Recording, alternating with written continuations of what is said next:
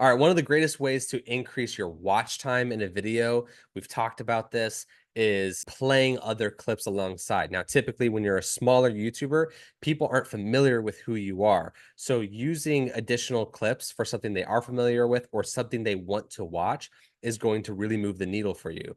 In the first group of the YouTube Growth Accelerator, Brandon was reacting to topics, but he was just giving his commentary on them. He wasn't actually reacting to the topics because he didn't know how to get the reaction into the video. So I was like, hey man, I think this would go better if you actually just played the video you're talking about and then give your commentary on it.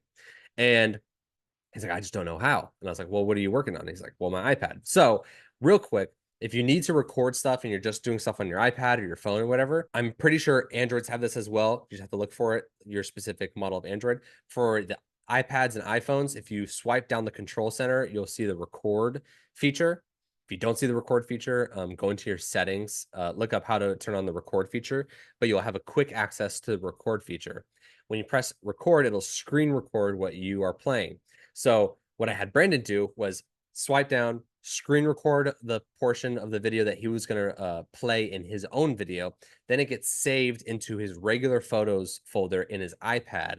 And then he was able to just grab those, put them in the editor on the iPad that he was using, and then just play those at the appropriate times and still record his commentary. He went on after that to dramatically increase his watch time. And then his videos ended up really skyrocketing, like from a couple hundred views to like a couple thousand views pretty frequently. And that was one of the big things that helped people stick around and watch his videos longer so that everything could skyrocket in the algorithm. I'm gonna show you how to do that on a computer using OBS. I know in the course we showed you how to do it in Ecamm if you're on Apple. And I want to show you how to do it in OBS as well if you're on PC or you don't want to pay for Ecamm. Now, what I'm going to show you is actually, I prefer using Streamlabs OBS. You can get all the same features for free. It's a little bit cleaner and the actual software works better in my opinion. So I use Streamlabs OBS. It's a little bit less buggy.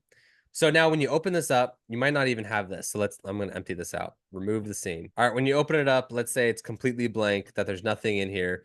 And you need to get your scenes made so you can do your reaction style content, or maybe you're reacting to current news or articles or physical therapy reacting to an Olympic injury or something like that, right? Now, inside of Streamlabs OBS, you'll see your scenes and your sources. Let's create a scene. And your scene is where I'm gonna label this. Debbie, do you guys use OBS or Ecamm? Yes, we use OBS. Oh, nice, nice. Mhm. Okay, it Those looks exactly the same, right? Yeah, Okay, pretty cool. much. Yep, awesome. So, they literally use OBS. They just white label it. So that's all this is.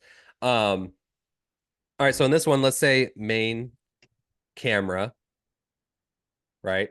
I'm gonna give you guys a quick run through. I know some of this stuff is already in the course as well. Then under main camera, we have the scenes. We're gonna put sources. So in here, we're gonna add the source. We're gonna add video capture device. Add source. This is the same in OBS. Add source. Now it's gonna tell you to select the source. I have this Canon R plugged into a cam link, but I'm actually using it for Ecamm right now, so it's not letting me use both at the same time. So for this sake, I'm going to use the HD webcam, just so we don't stress it out too much. But essentially, if you have any sort of camera that you're plugging in, you would see that pop up. You can see it says cam link right there. I could use it, but it'll show up as black. So I'll hit close. That's perfect. Now you can see these points. Let's scale this up, bring them corner to corner here. Fabulous. Now it's the main camera. Now we'll go back to scenes. Actually, when you're done with this, you can lock it in place. So now you don't accidentally move it with a little lock button right on the video capture device. On scenes, let's go back to scenes. So let's say this is the camera, unfortunately, as bad as quality as this is. Let's say this is the camera we're actually going to intro our video with, but we don't want to intro the video with the thing on the screen. So we're going to hit another scene. In this scene, we're going to create another video capture device and add source. Now, what we're going to try to do is we want to have my reaction rectangle a little bit off to the side here, right? So that we can have, or maybe this side, so we can have the video or whatever we're reacting to over here. I'm gonna lock that in place. How to do that is that if I was to edit this and crop this video capture device here, it would affect all my sources. So in fact, I'm actually going to crop it in the scene here. So add the video capture device as the source. I'm gonna label this one. We're gonna rename this one do not touch, because we're gonna only touch this once. I'm gonna right click on this. We're gonna hit filters. Fabulous. Add filter. And then we're gonna go down to crop and pad. Add the filter. And now I'm gonna say left 500, right 300. Let's go a little bit more. 400. Awesome. So I'm just cropping this whole scene here. Now I'm going to leave that.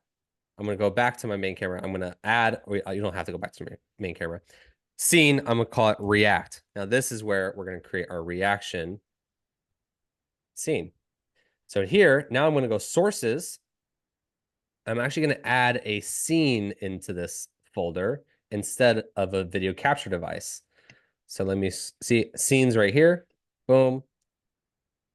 I need to add source. It's going to tell me which one do I want to do. I'm going to do not touch, add source. Now I have it nice and off to the corner. Let me go back here. I need to crop it a bit more. Let's go 500. Cool. Close. Cool. So now if I go to React, now I have my video capture device. Then I'm going to go back to my React. In the sources here, I'm going to add the screen capture.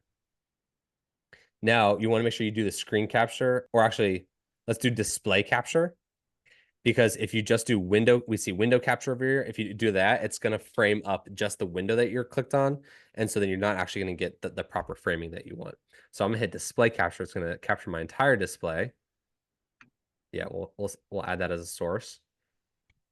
We'll go automatic, this one, and then we're going to grab it. You can see that it's above the do not touch screen in the source. We're going to drop it right below it.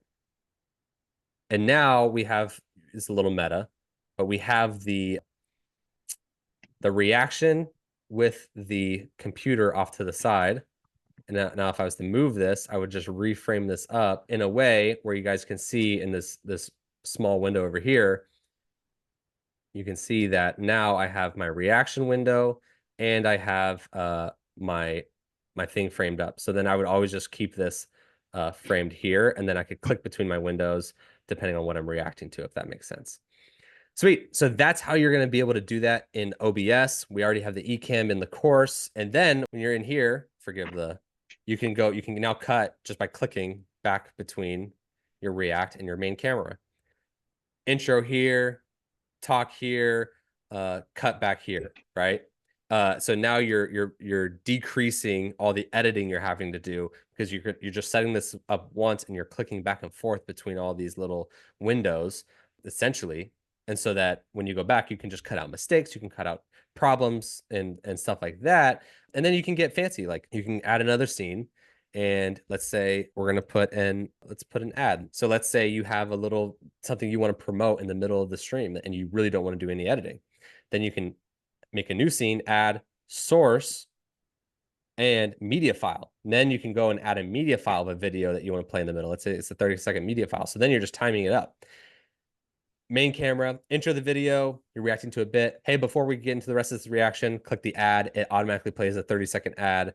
And then you can go back to your React and then main, boom. And now we're just doing lighting essentially. And then if you want to get really fancy, you can add all this stuff to your stream deck. So you have like a little physical buttons that you can press. Let's go source, video, alert, audio, input capture. I think that's it. Yeah. All right, and then you want to make sure to add the audio input capture, built-in microphone, USB microphone, or other add source. And then you should see your microphone pop up here. Mine is this one right here. And then you can hit, you're good to go. And then you'll see it pop up here. I think actually in Streamlabs OBS, actually tracks the microphone that you have plugged in this mixers area all the time, which is really nice. But in the regular OBS, you got to make sure you add that. Otherwise, you're not going to get any audio. So, and then you have to go through and add that to each of these, except for the add to the React and to the main camera. You got to add your audio input capture for what's it called? For OBS. In Streamlabs OBS, it'll already pop up here, but I am using the audio for Zoom, so I think it's having trouble cutting in between those two. So that is how you can use the OBS to screen record and get a little bit more done faster, which is what we're all making it sustainable. If you're a smaller creator and you want to figure out a system that could help you develop predictable growth and learn exactly how we've been able to grow all 3 of my channels here on YouTube, check out this free webinar that me and Zach have coming up just for you. It's free, and you can sign up for that by hitting the link in the pinned comment below. Hey, thank you so much for watching that video. Guys, I believe that one of the best ways you can build a business is by first building a platform online. So Zach Sparazzo put together a free training for you on the #1 metric you can be looking for to explode your YouTube platform. Click the link in the pinned comment below so you can start that now. All right, I'll see you over there. Peace.